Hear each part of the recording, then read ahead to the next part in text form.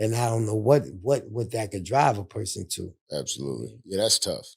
Yeah. Losing a child is tough.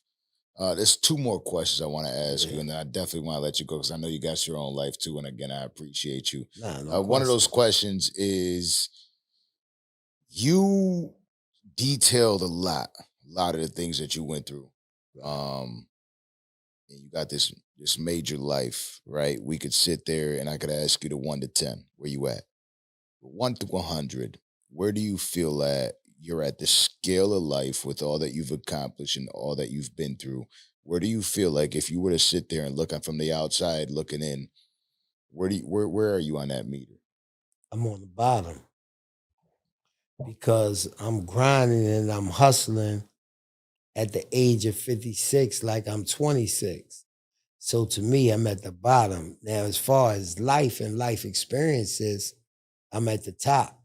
You know what I'm saying? But as far as life accomplishments, I'm just happy to be alive and be free. And I think that's one of the things that keep me going, even though I don't have the things I used to have, or I don't have the things that I feel like I should have.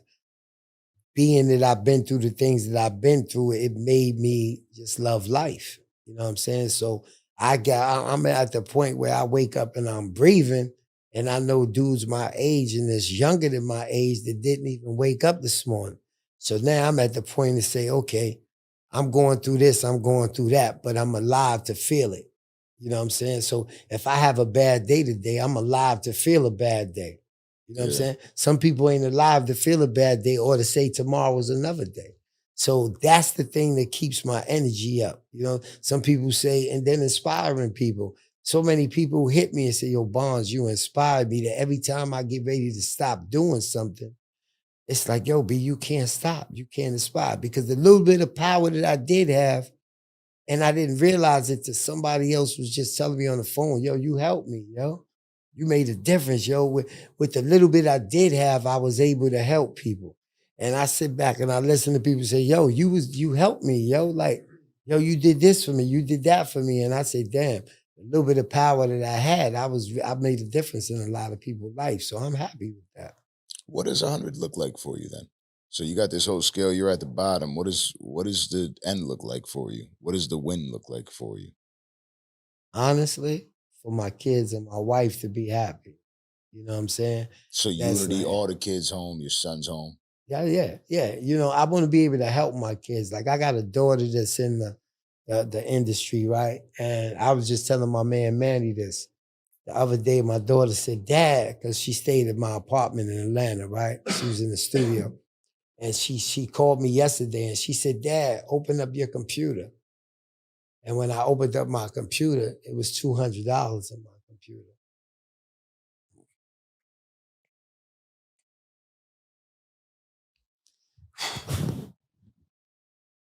Toast to that, brother. Let me pour some more liquor in here so I don't leave you empty handed right here. That's deep. But she said, it's $200.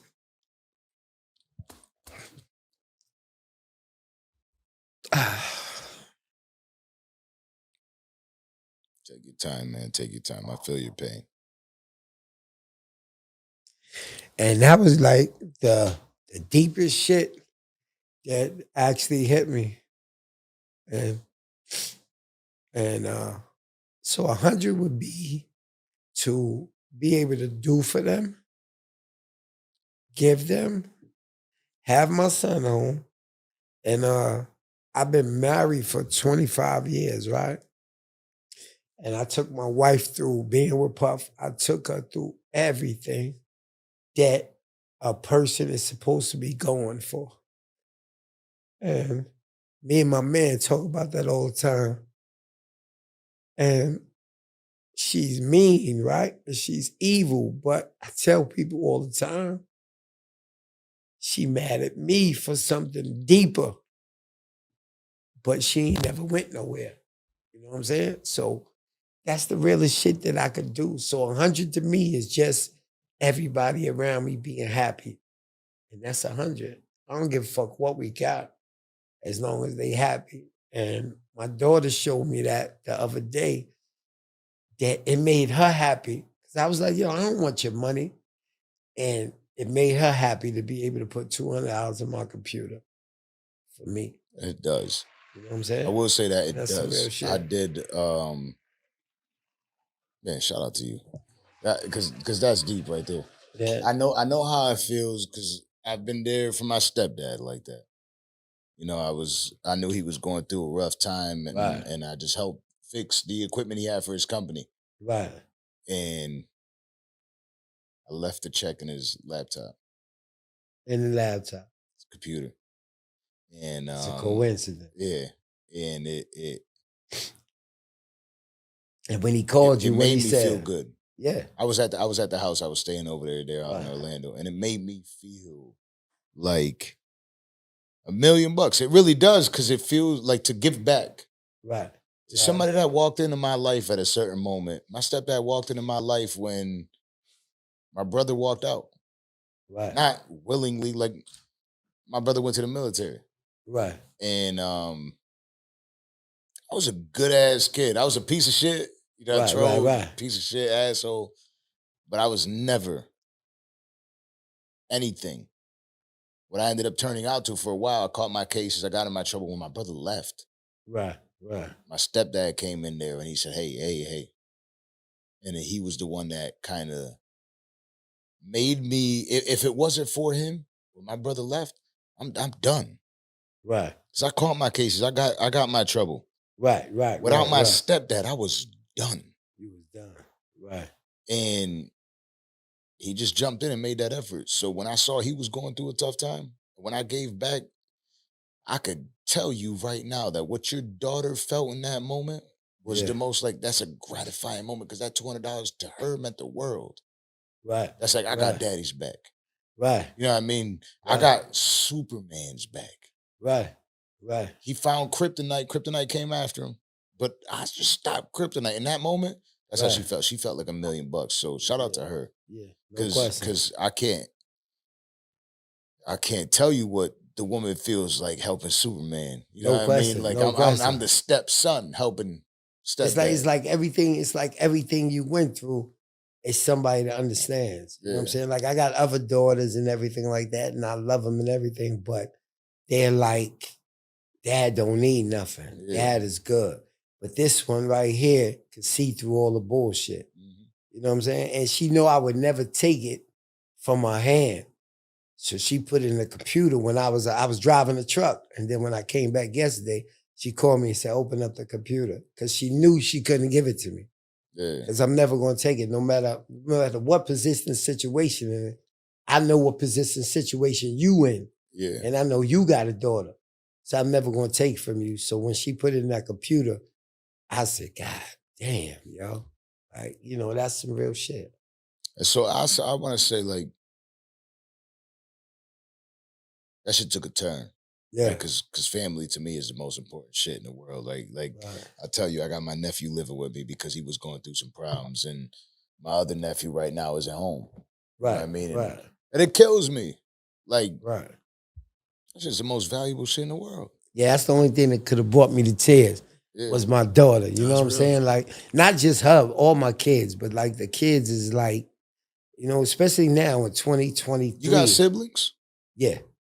I got 2 brothers and 2 sisters. Because So it's that 5 for of them. me is my kids and my siblings. They're the only ones that could knock me down. Obviously my dukes, Well, you know what I mean? my siblings don't really do it. You know what I'm saying? Yeah. Because, you know, we cool, you know, we tight, you know what I'm saying? But they all got their life. Yeah.